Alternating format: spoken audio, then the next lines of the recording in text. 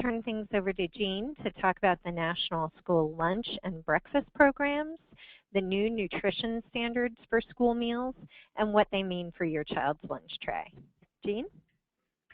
Thanks, Diane, and thanks, Mary Grace and Kiwi, for the opportunity. It's wonderful to have parents interested in school meals and learning about the new changes that are coming our way or have come our way.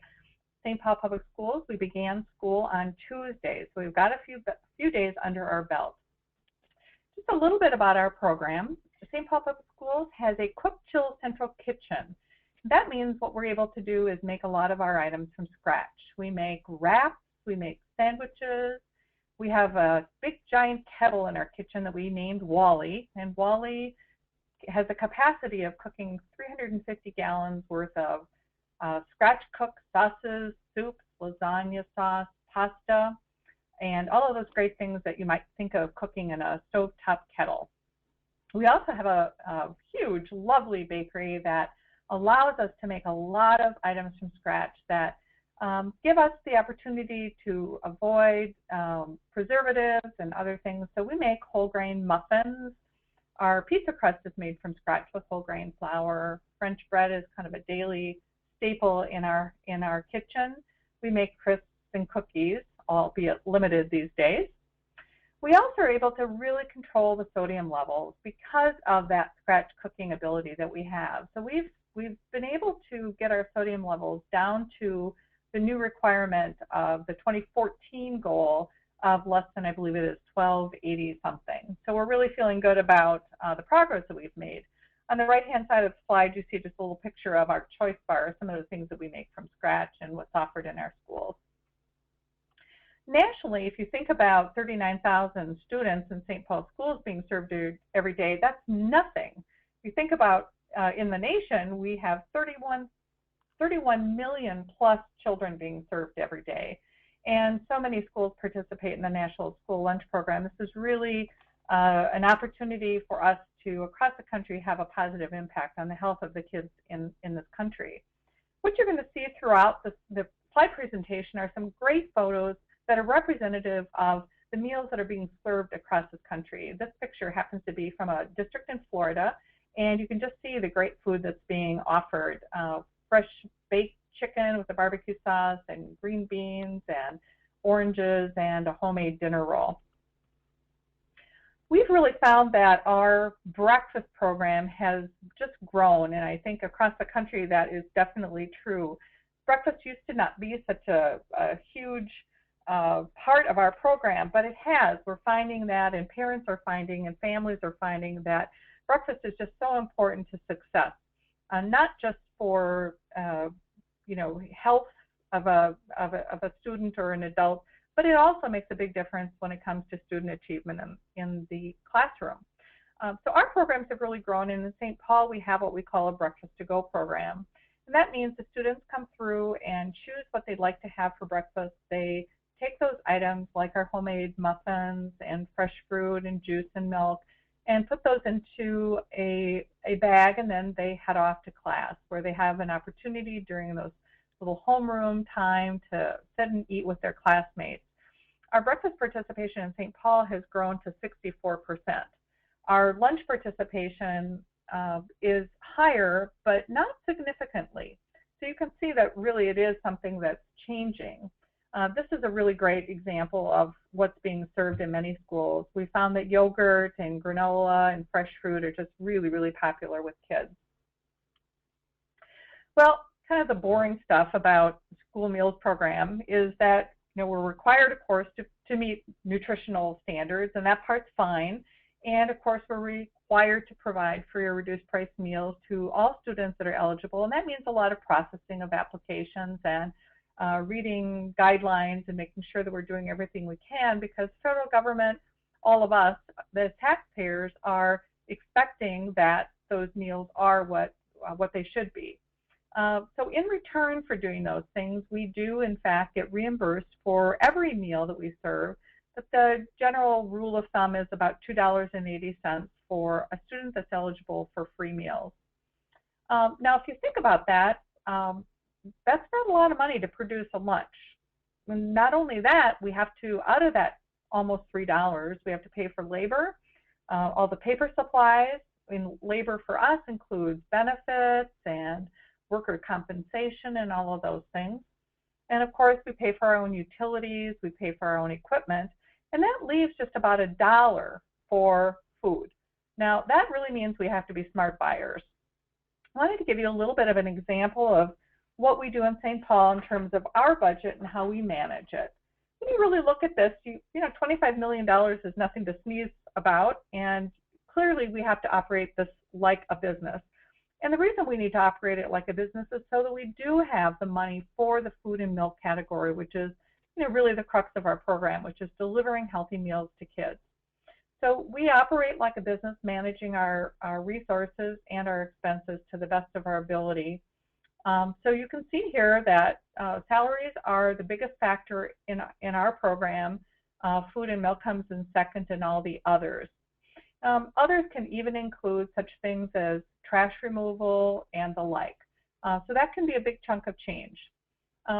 St. Paul, we look at basically about an average of $3, and the good news in St. Paul is that we do have a net gain, and we're able to maintain a healthy fund balance to be able to support ourselves if we have a bad month or a freezer go out or any of those types of problems. I wanted to touch a little bit on organics, and you know, that's certainly something that we get questions about is, what about school food? What about organics? And we often are able to get organic products in St. Paul Public Schools, and I know other districts are as well. And with some savvy negotiations, we can come up with some good deals. One of the ones that we've found to be successful is a relationship that we've developed with Ferndale Farms, and they grow turkeys. And they are great at being able to sell their whole muscle, but they don't do as well or don't have an outlet for ground turkey. So that's something that we've been able to do, but generally speaking, it is too pricey for that small amount of money that you saw that we had to produce a lunch. What I can say about the types of foods that we offer in school, we're required to follow very, very strict guidelines. We have health department visits twice a year. There is no doubt that all of the specifications that we need to follow in a school setting are very stringent. Federal guidelines and state regulations guide what we can do. One thing I really want parents to know is that you're not going to find a cleaner kitchen anywhere. And I can speak from my experience of working in hospitals, in private sector, and being out in the restaurant world myself.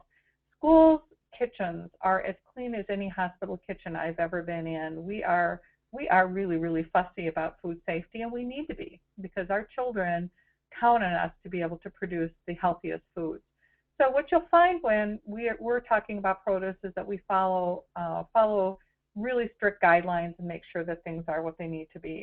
And we do focus on making sure that we offer lots of fruits and vegetables for our kids. You've heard probably about the Healthy, Hunger-Free Kids Act, and this act that was taken on by Congress really was designed to expand the reach of our program. It took a look at competitive foods, not just the foods that are sold in the cafeteria or served to students that are free, reduced, or full pay, but what's happening outside of that cafeteria.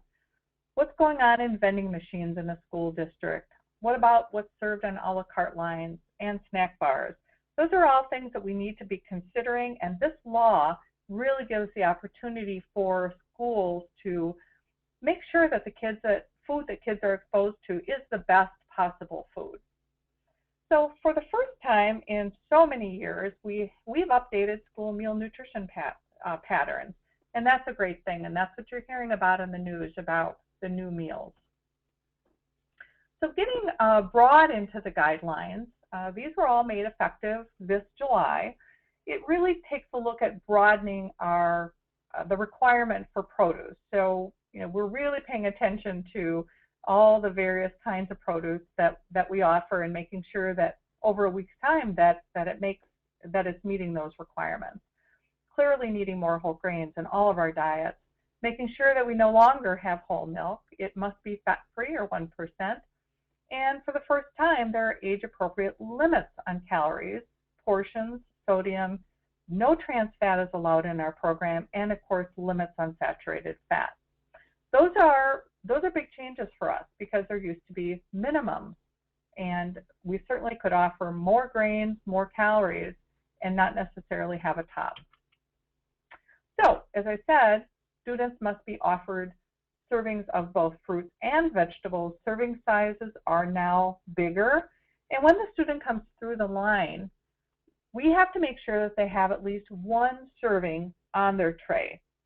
We can't just say, oh boy, milk and hamburger is enough. Nope, you got to go back and you've got to have something on your plate. Schools have gotten really creative about how to make this happen.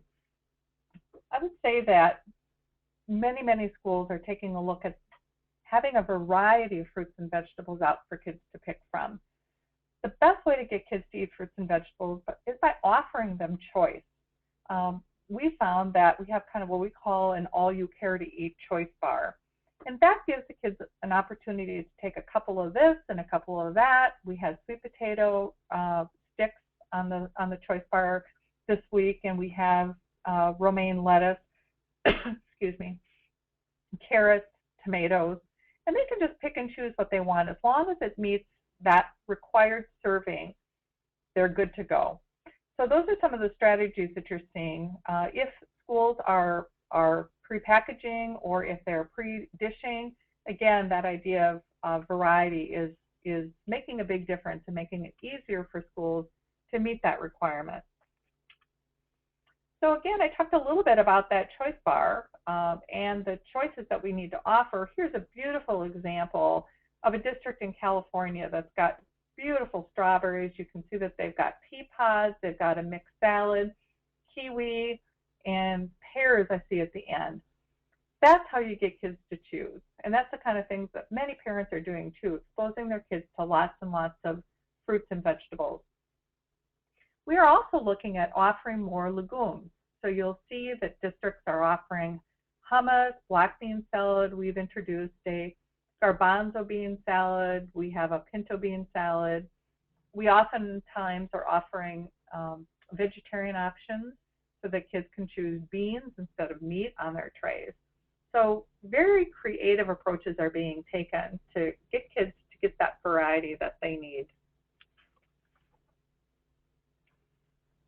I like to say industry has come a long way when it comes to grain-rich products. So many districts really don't have the capacity to bake. That's a huge challenge for districts. Some have a specialty, they're able to do it, but others aren't.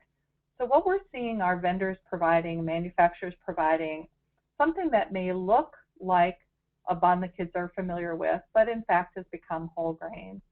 Some of our larger producers are making hamburger buns and hot dog buns that kids are finding extremely successful. We're required this year to have half of our grains be whole grain rich.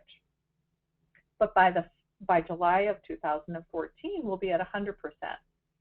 So stepping up, we're at 80% in St. Paul, and that hasn't been a huge difficulty for us because so many more products are becoming available on the market.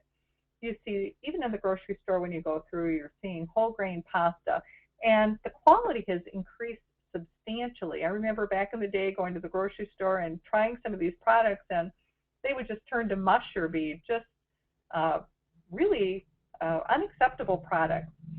Tortilla shells are one of the items that I'm just impressed by, that kids absolutely love. We've introduced brown rice probably about 7 years ago, and kids are, they just don't know the difference anymore. It is what they're used to, and it's an easy change for families to make at home as well. So here's another big change. We used to be able to offer whole milk.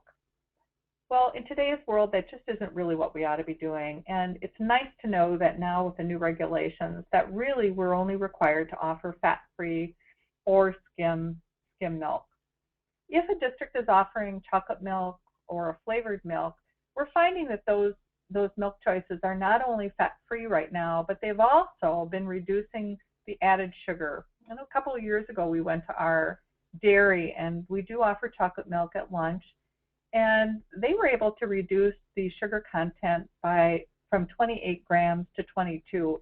And the kids really did not notice a significant change. We implemented that change right as school started again. So the kids had kind of a summer break, and they may not have remembered quite like what it tasted like before. So we had a great deal of success with that, and no arguments about it.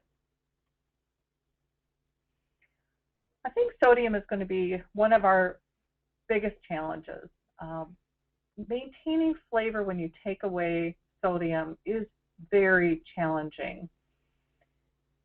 Finding flavor alternatives is not as tough when you look at a young audience. And I say that because we had an experience where we offered Louisiana hot sauce on our topper bar, where the kids can add ketchup or mustard or low-fat dressing to whatever it is that they've chosen that day. So we decided we'd put Louisiana hot sauce out. And I was so worried, as we all were, that the kids might burn their tongue or be upset with the spice. So we put a little warning hot sign on our choice bar. Well, lo and behold, we didn't need to do that. The kids love spice. We introduced a Szechuan sauce, a sriracha sauce, and those again have kind of a bite, quite a bite in fact, and the kids pour it on. So I think while sodium is being reduced in some of the products that we're familiar with and are very common, tomato sauces, ketchup, those definitely need to change. But kids' flavor profile has expanded a great deal. So that allows us to use herbs and spices in a way that we hadn't done in the past. As you can see, that there are also new limits that are required, and I mentioned the 1230 is the requirement for 1415, not 1280 as I stated, but you can see the significant drops over the next several years. So will we see those changes just being in school lunch, or are we going to see those changes happening everywhere? We used to have salt packets out. Those have been gone for a really, really long time.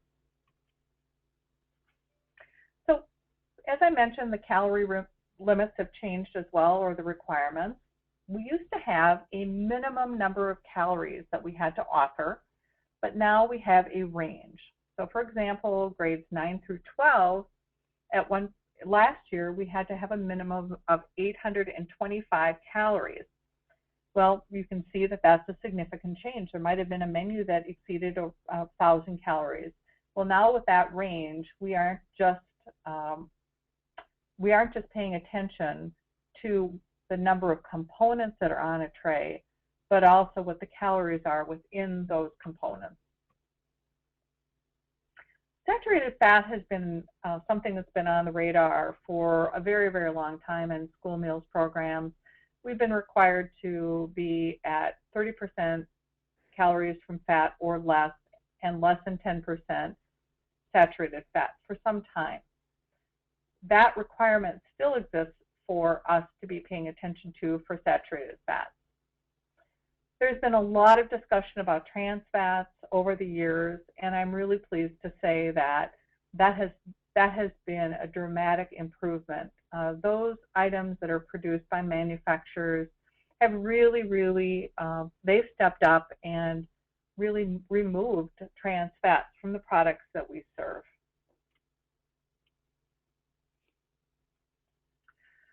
Supersizing. Boy, I wish that were the case elsewhere, but it's certainly the case in school meals. We really cannot offer jumbo-sized meals to kids anymore. The idea of a triple burger, a double burger, a burger with a giant piece of cheese on it, any of those kinds of things, they just are a thing of the past. What kids are going to see are normal size portions. What's challenging about that for some kids is they're so used to seeing supersized portions of familiar foods that seeing something in a normal size does create some challenge. So we're re-educating kids as they come through the line. We really are talking a great deal about portion. It's important that we educate kids about what is a normal portion, because it's become skewed in our society. Additional change is the maximum limits on grains and proteins. Just like calories, we have restrictions on the grains that we serve as well as proteins. So we not only need to offer a minimum, but we offer a maximum. How are kids going to fill up on a school lunch now compared to a school lunch that they might have gotten a few years ago or even last year? Our message to kids is fill up on fruits and vegetables. If a child takes the entree, a carton of milk, and they load up on fruits and vegetables, they're going to be plenty full for that school day. Some of the kinds of things that we talk about in our district and others do as well is the fact that kids really like their regular kinds of items that they're used to, kind of those kids' favorites. Those kinds of kids' favorites happen to be pizza and macaroni and cheese, pasta, Asian dishes.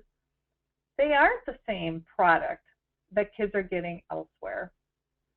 As I mentioned, we make our own pizza crust from scratch. It's topped with low-fat cheese. The sauce is made from scratch. It's low sodium. It's either a vegetarian or a cheese pizza. Long gone are some of the other heavier items, meat items that were high in fat.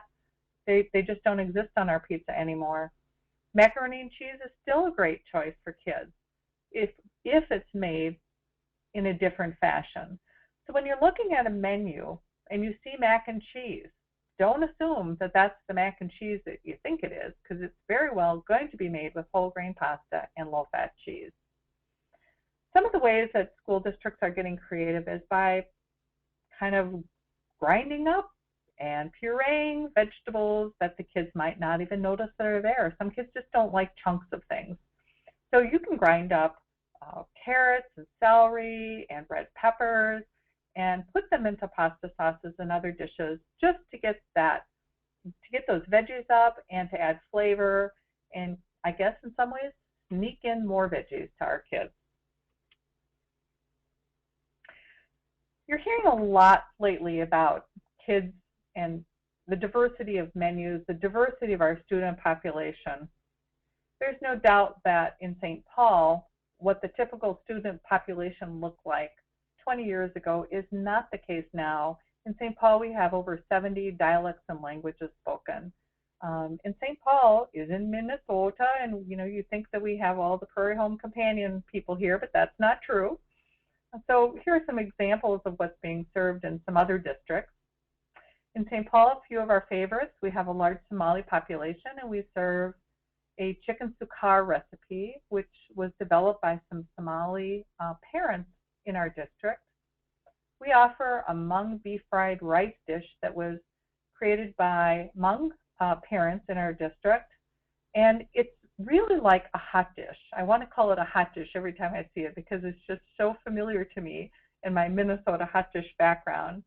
And again, we've worked with a Latino community. We're recently going to be working with a new Karen immigrant population that's come to our district from Burma.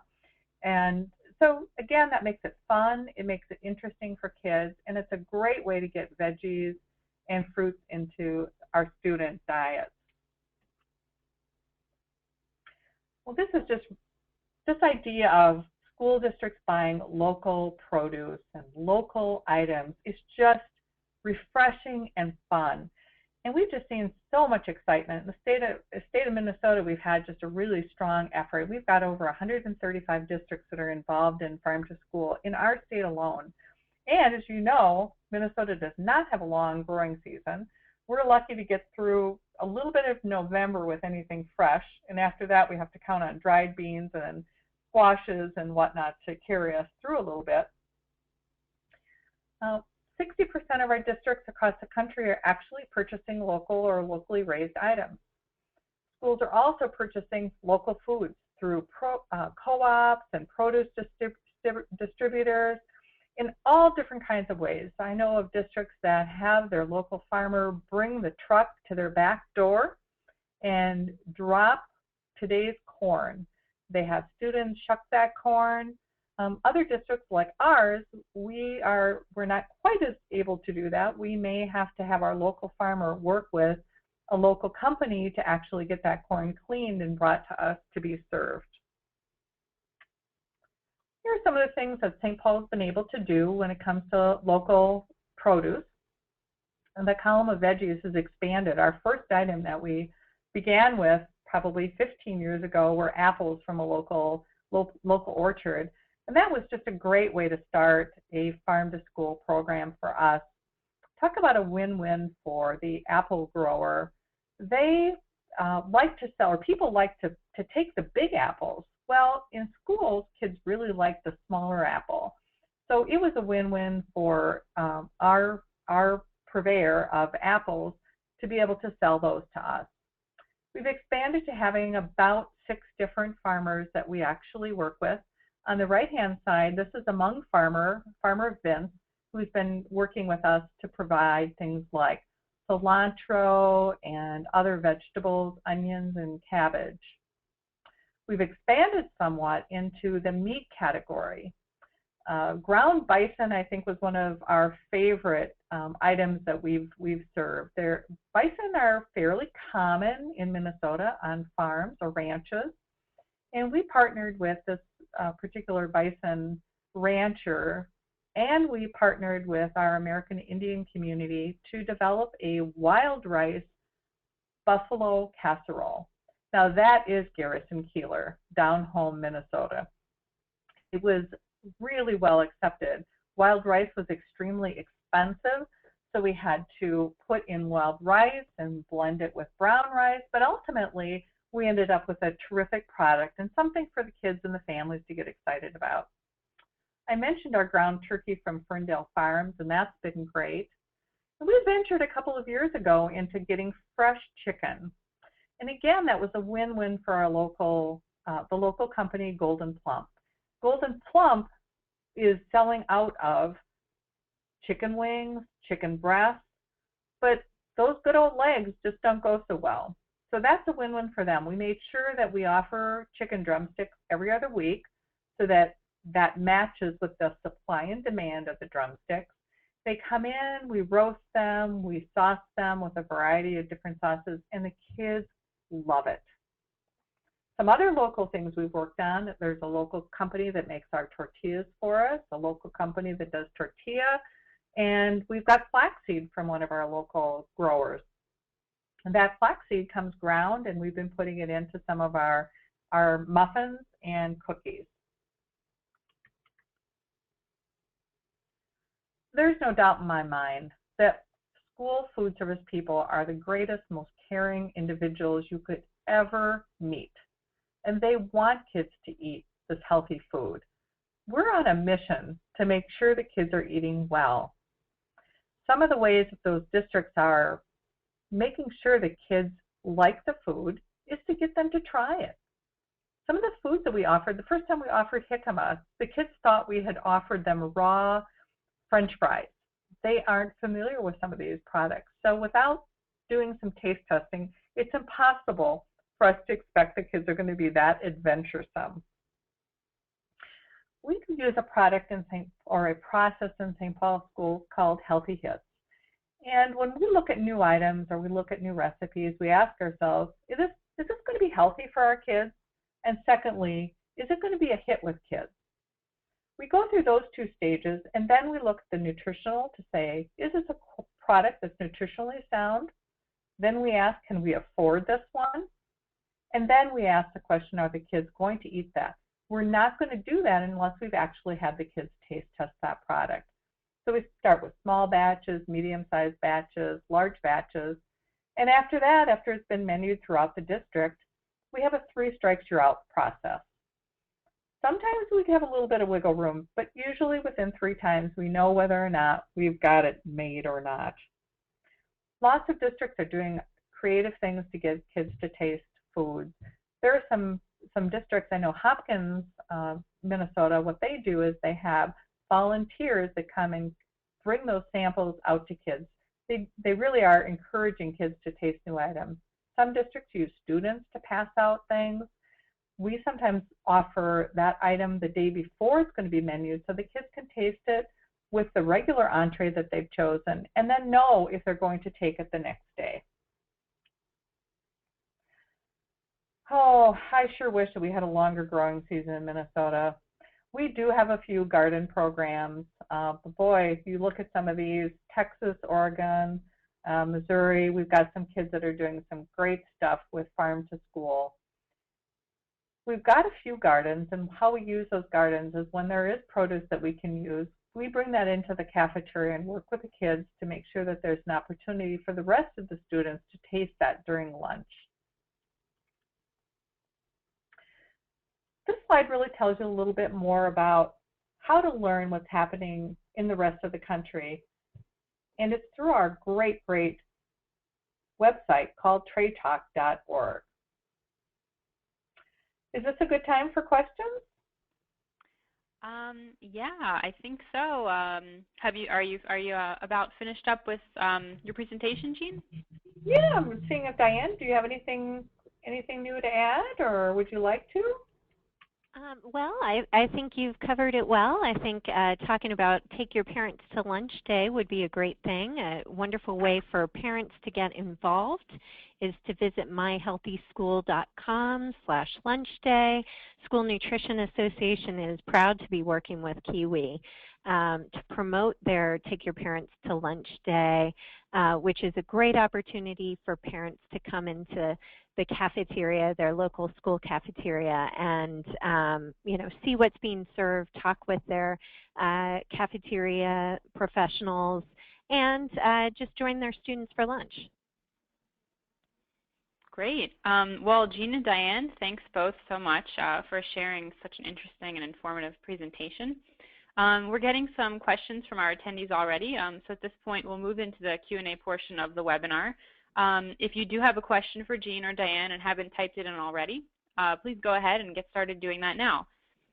We got one question from a mom who says that her child's school doesn't have breakfast offered, and she was wondering who makes that decision on whether breakfast is served in the school. Diane, you want to take that, or? Oh,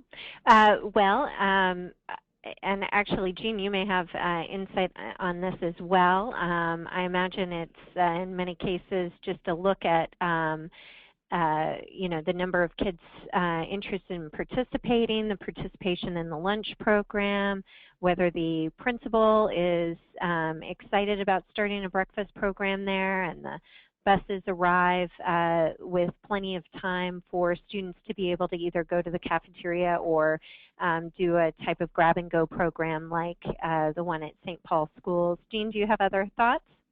Yeah, I was going to say there are some states that have regulations requiring a look at breakfast. I know our state at one point had a requirement to do a survey to find out if enough parents might be interested. But, you're right, Diane. It's you really have to look at whether or not there is a need. If there aren't enough students to be able to support a breakfast program, it would be very difficult to have staff come in early and offer a breakfast program for just a handful of students. So I think it's worth a discussion. I would recommend that the mom talk with the school cafeteria supervisor or the director and see what their thoughts are on it. It may have been tried in the past, or maybe it's something that hasn't been considered.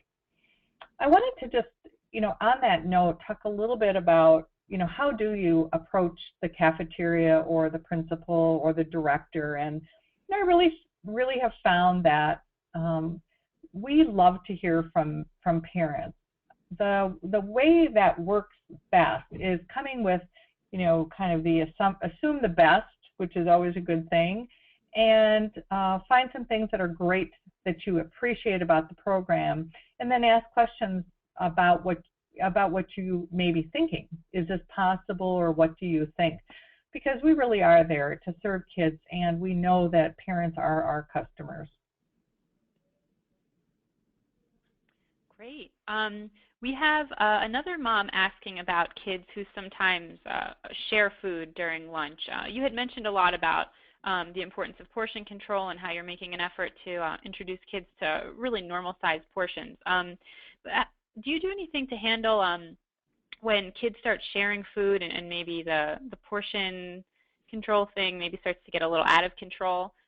Is there anything that you do about that? I've heard that concern in our district as well. And what I found that's been successful is when the principal sets a tone for the building.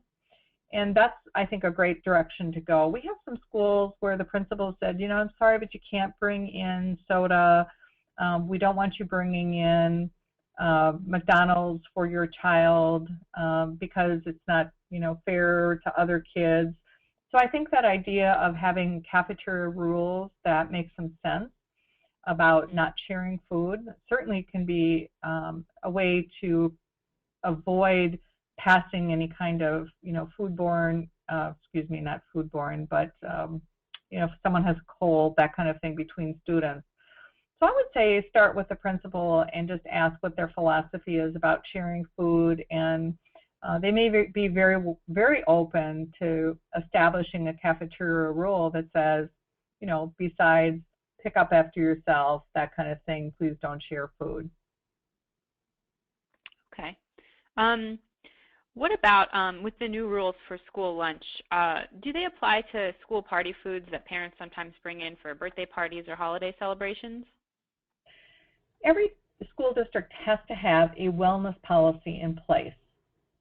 And that's really a place for you to take a look at as a parent. What is the school district's wellness policy, and does it cover those kinds of things? Every district is a little different. There are some that are more stringent than others. There are also individual principals that have established rules in their school about those types of things. The actual regulation, when the competitive foods regulation comes on board, it really is dealing with the sale of food, not the sharing of food. And this is Diane. Just to clarify, the Healthy Hunger-Free Kids Act, which passed in December 2010, called on USDA to establish standards for foods beyond the school meal, so those foods sold in vending machines, snack bars, and a la carte lines. We are awaiting USDA's proposed standards for those competitive foods, but when the law passed, Secretary Bill Sack, Secretary of Department of Agriculture, did make a very clear note that he would not try and apply those competitive food regulations to occasional fundraisers or to food brought from home. So the federal regulation that should be coming out soon will not apply to those items. Okay, that's good to know. Another mom is talking about food service companies, I guess, that work to provide a cafeteria with food. She's asking if these sort of outside companies are required to comply with the new regulations, or if there's a way to tell whether your child's school is complying with the new school lunch regulations. And I'll jump in here again. Food management companies that run a program for a school district are required, if they're participating in the National School Lunch Program, to meet all of the regulations, all these new regulations. And starting in October, school districts will be requesting from the U.S. Department of Agriculture certification to show that they have met these standards and are eligible for some additional funds that Congress provided to help schools meet those standards. So, you know, it's possible. And Jean, you know, this is a question for you too. You know, I imagine some of that information will be would be available to parents. I apologize, all webinar attendees. My phone went dead, and I had to dial back in, so I didn't hear the question. Oh, the question is on food service management companies. Yes, they are required to meet the new standards for school meals, but how can parents find out if they are meeting those standards? I was just saying that districts will be filing in October for requesting certification that they are meeting these standards and are eligible for the additional funds available under the Healthy Hunger-Free Kids Act.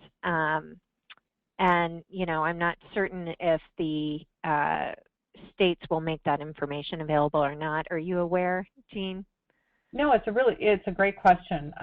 You know, I would say that every school district is going to want to get the additional reimbursement of 6 cents per meal or per lunch for meeting the new requirements.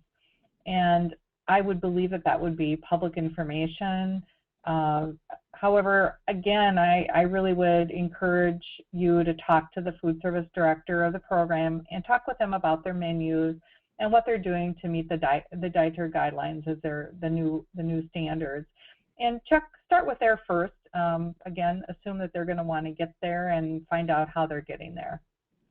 I think it's important for parents to remember, you know, oftentimes school districts will publish a menu, a monthly menu, and there's only so much information they can put on that monthly menu. They may, you know, mention that they're serving, you know, pizza with fruit and vegetables.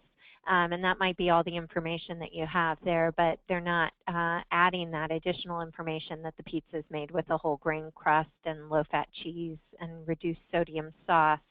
And, you know, they might not be plugging in all the information about the variety of fruits and vegetables that they're serving. So it's important to follow up with your school cafeteria and go for a visit, see what's being served, and talk with your cafeteria workers to find out how they've made healthy changes to their menus.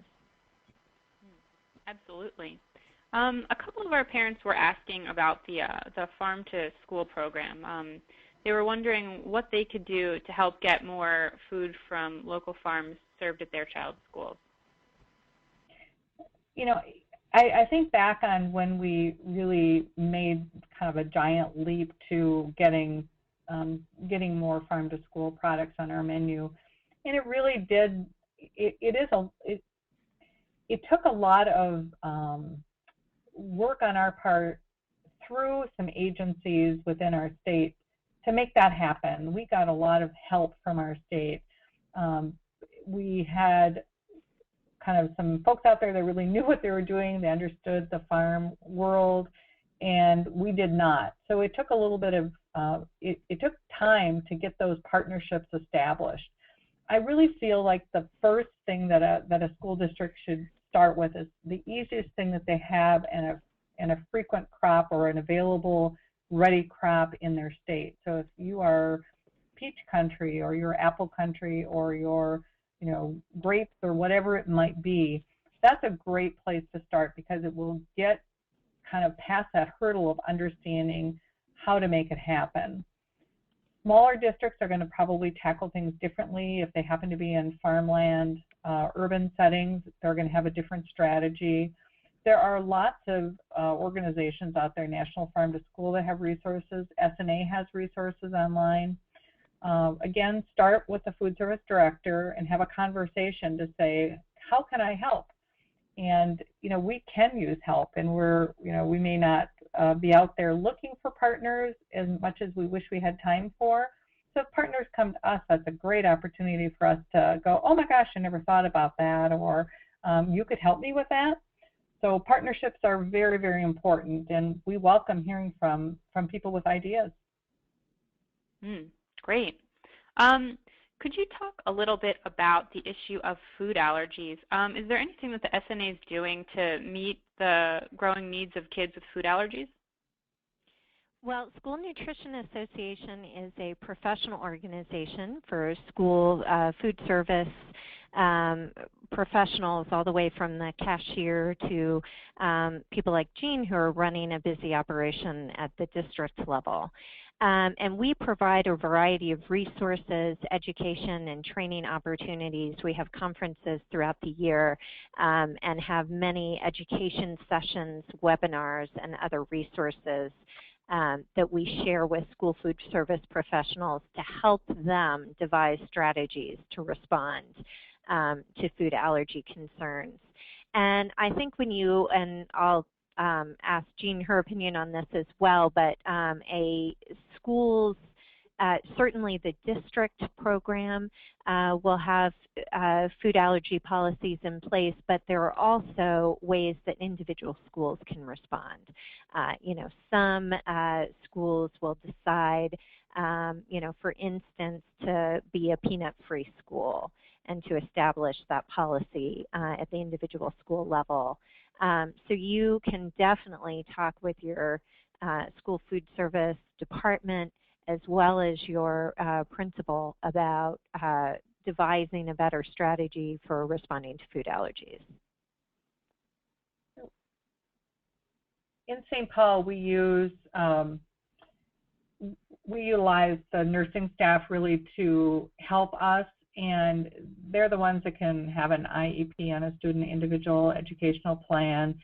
And so with that kind of strong communication with a nurse, school nurse, we're able to do, I think, a better job with our students. I think that relationship is really, really key because, you know, an individual cafeteria manager really needs to rely on someone at a different level with a different level of expertise. So that's how it's been working in our district. So I agree with Diane that, you know, talking to the principal if there is an allergy that isn't being handled or you have questions about how they are being handled, and that might be a great avenue to open up that dialogue with that food service director or that staff person in the cafeteria. But you're absolutely right, they are growing. The need for allergen awareness is definitely expanding. Yeah, yeah, we think so too, and so we really appreciate you guys taking the time to address that. One final question before we wrap up. One mom is saying, she's asking about the taste quality of food. She knows that it varies from one school to the next. Some school has really fantastic lunches, and others maybe they don't taste quite so good. She says that her child prefers a packed lunch because she thinks the food at school just doesn't taste as good. But she wants to know how she can, as a parent, help to get better tasting food in her child's cafeteria. Is there anything she can do? Well, first I would ask if the parent has had lunch, because I think it's really important to invite yourself to school. I know that's hard when you've got a middle schooler or a high schooler, so maybe you don't invite yourself when your child is there. That might be. But certainly going to the school and having a lunch will give that parent the opportunity to really see for themselves, you know, what is being offered, and certainly tasting the food to find out what their thoughts are on it. You know, if there are concerns, as I said, I really do believe we want to do the best job possible. So feedback is critical, and oftentimes people don't get the information to the person that can really make the change. And the person that can make the change is the cafeteria staff. If students are unhappy with quality issues, the only way that's going to improve is to have communication. Just like any other communication, though, just to remind people that the best approach is always one where you assume the best and come in with goodwill and good intentions and learn, and then ask the questions that you have about the meal program or bring up the concerns that you have. And you can develop a wonderful partnership. We really, as I said, encourage that kind of feedback because, sitting in my office or I've got 60-some schools, I can't know everything, and if I am not told, it's difficult to do anything about it. So speak up and be heard, and that's how it's done. Absolutely. Well, I think that about wraps up our Q&A session for today. So we're going to conclude the webinar now. Thanks so much, Jean and Diane, for taking the time to speak with us today, sort of just in time for all the kids who are coming home from their first days of school with this new information on the updated school lunch guidelines. Remember, everyone, go to myhealthyschool.com to learn more about how you can participate in National Take Your Parents to Lunch Day on October 17th and see and taste the exciting changes that are happening at your child's cafeteria. So thanks so much, everyone. Have a great afternoon.